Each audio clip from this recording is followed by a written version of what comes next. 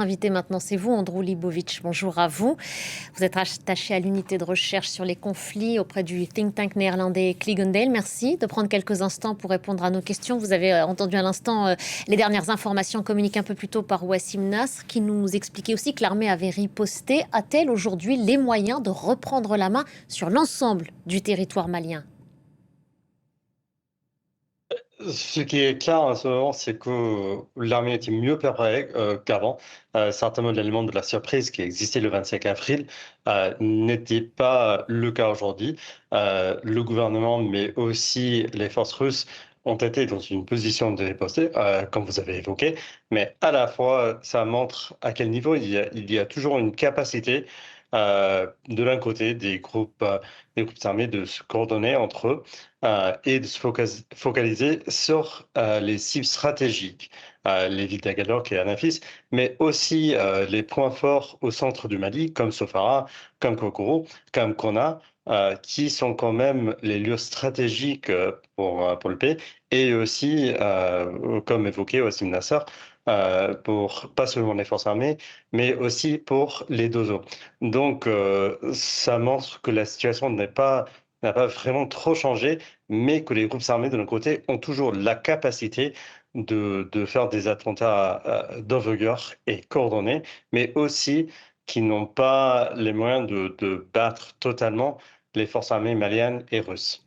Vous parliez à l'instant de l'effet surprise qui n'était plus le même aujourd'hui, mais depuis le 25 avril dernier, cette alliance de circonstances entre le FLA et le JNIM, elle tient sur quoi précisément ? On parle de cibles stratégiques avec les localités attaquées aujourd'hui. Stratégique en quoi ? Quel est le projet de l'un et de l'autre ? Est-ce que c'est le même d'ailleurs ? Ce n'est pas exactement le même objectif ou les mêmes objectifs. Pour le FLA, c'est surtout la prise du nord du Mali pour soit une autonomie, soit l'indépendance, mais qui veut vraiment se parer des villes du nord. Et les villes d'Agalok et Anafis, ce sont des casernes, des grandes casernes qui restent dans la région du Kidal. Donc c'est pour ça qu'ils sont stratégiques.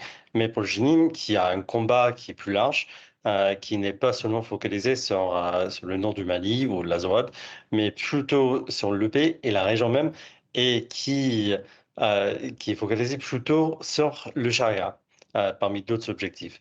Donc ce sont des combats qui peuvent s'aligner, mais qui restent pas les mêmes combats entre les deux groupes. L'armée a parlé aussi de la prison de Kenyroba dans le sud, à 70 km environ de Bamako. Pourquoi, d'après vous, est-ce que ce site-là a été attaqué ? Pour libérer des djihadistes enfermés dans cette prison-là ? Clairement, et ce n'est pas la première fois que les forces du GNIM et aussi les autres armées dans le Sahel et au Mali en particulier se sont attaquées aux prisons. Mais on peut dire que c'est assez clair que l'objectif visé était de libérer les prisonniers. Comme vous avez dit, il y a un nombre important des prisonniers djihadistes et aussi des prisonniers politiques qui sont à Kenyoroba. Clairement, c'était parmi les objectifs de libérer les djihadistes qui sont emprisonnés là-bas. Donc il y a un enjeu sécuritaire majeur aujourd'hui de libérer de tels hommes. Quel est leur profil ? Pourquoi chercher à aller les remettre en liberté absolument ? Ils auraient un rôle à jouer auprès du JNIM ? C'est possible, mais pour le génie, mais il y a, et aussi pour d'autres groupes armés, il y Hmm. a toujours un objectif affiché de faire libérer les combattants.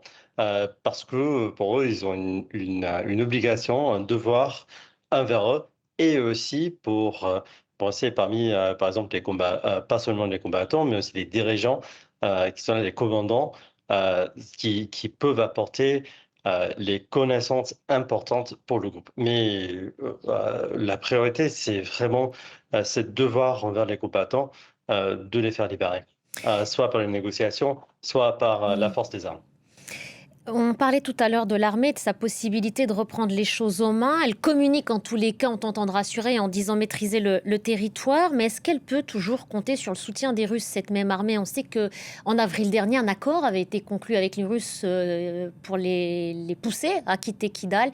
Est-ce que cette configuration, elle peut se répéter dans d'autres zones où les forces russes sont présentes aujourd'hui ? Somme toute, est-ce qu'ils pourraient finir par lâcher l'armée contre des accords scellés avec le FLA ou les djihadistes ?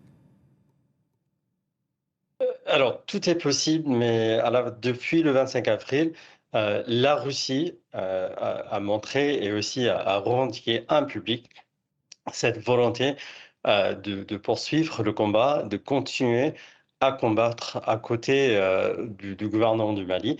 Et ils ont été même très actifs sur les réseaux sociaux à montrer les vidéos, à donner les communiqués. Ils ont fait la même chose aujourd'hui. Donc, pour l'instant, ils ont pas montré une volonté de quitter le Mali. Ils ont surtout montré cette volonté de rester et continuer le combat. Il y a aussi la population civile et c'est important d'en parler. Tout à l'heure, Wassim Nasr nous parlait de la riposte de l'armée qui frappait à coups de drone, des frappes indiscriminées. Ça met en danger clairement les populations civiles. Rapidement, quelques mots si vous le voulez bien.